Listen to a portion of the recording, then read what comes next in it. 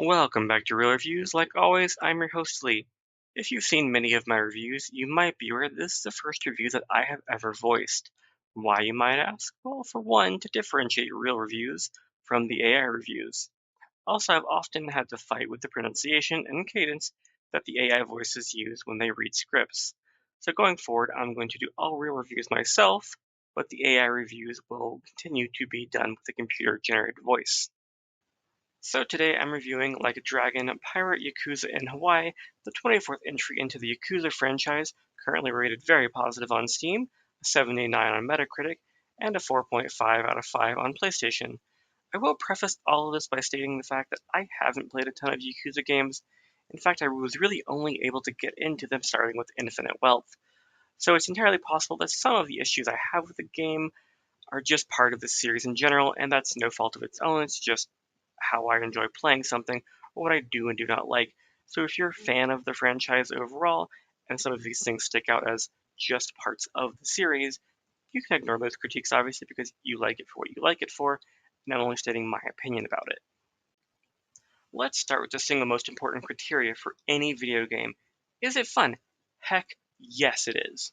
While nothing is revolutionary or even the best execution of any one mechanic, it all comes together to be a very enjoyable experience overall. I was aware that Goro Majima as a character exists in other Yakuza games, and he often pops up in random battles as I've seen him in a few of the other ones that I have at least tried out.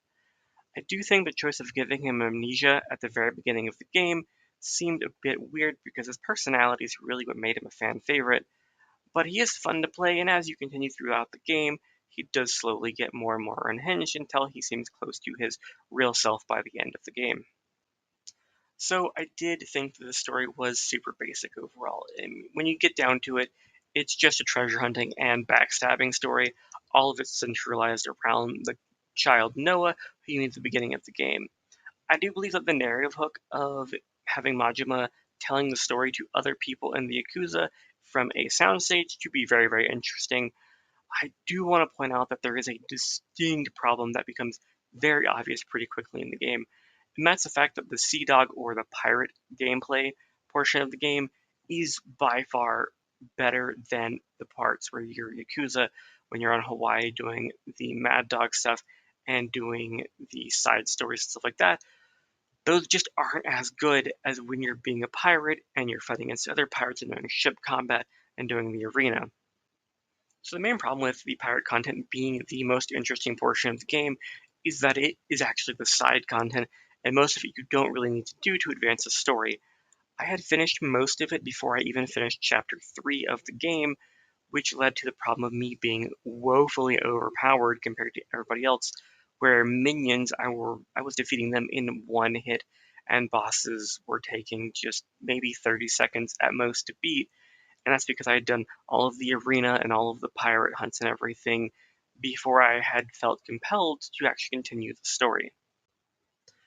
So one thing that I do have a problem with in this game, and this is one of the things that I'm pretty sure is just built into Yakuza in its natural state, and that is the pacing of the game. I often found myself struggling to really get into it because I would do like one or two fights and then there'd be a cutscene or several minutes of cutscenes, and then to go back and I would do a fight or two and then I would go back to several cutscenes.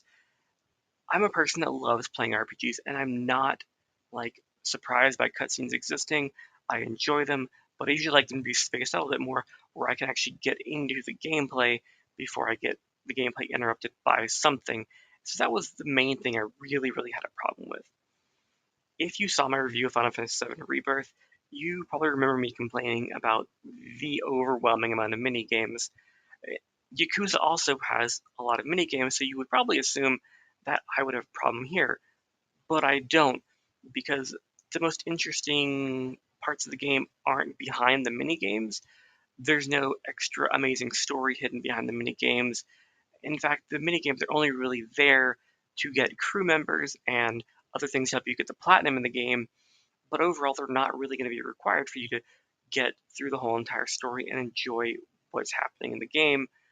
So they don't have the same problem as Final Fantasy VII Rebirth, where the most interesting stories are hidden behind sometimes these wildly frustrating games. Heck, in this one, I didn't even do some of the mini games because I didn't really need to. So you might have heard from other reviews that the combat in this game is very, very easy. And it is. Even the ship combat is extremely easy. I did prefer the turn-based combat from Infinite Wealth, but this combat overall is pretty enjoyable.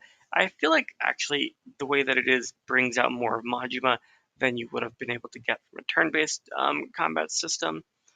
Like I mentioned before, everything with being a Sea Dog is better, including the combat. One of the biggest differences is the madness gauge. As you fill it up, or when you fill it up, you get to do something really, really cool. When you are doing the Mad Dog, you can create clones of yourself. The rings and stuff in the game will help you modify those a little bit here and there, but overall they just kind of attack people that you're fighting. But when you're the Sea Dog, you get these Dark God instruments, and they summon things that help you in combat. It just looks way more interesting. Really, the Sea Dog, all the way down to just the basics of its combat, is more interesting, where you have the boomerang sabers where you can throw them, or you have the pistol, or you have the hook shot that give you a greater control over the battlefield.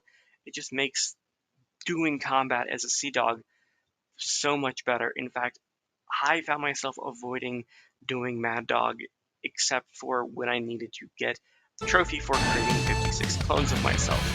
But other than that, I never wanted to do Mad Dog because I just didn't find the combat for it.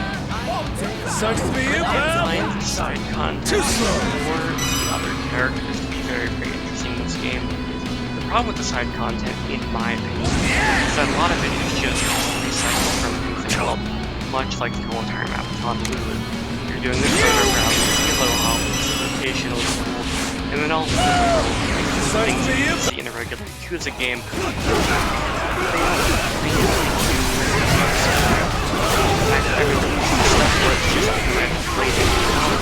Kind of made it a little more boring for me. And the characters, the fact that almost all of them are centralized around Noah, it's great. His father is his parents, his father's friend. They never get interesting. I mean, the most interesting one you get is the book. You get the second game, and it goes along, and you feel video, voice actors, going on.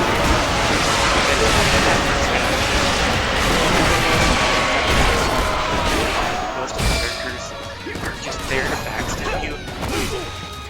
It's just really competitive overall. And then you have the characters who just they were brought back in from other Yakuza games. So you're like, hey, this is a Yakuza game.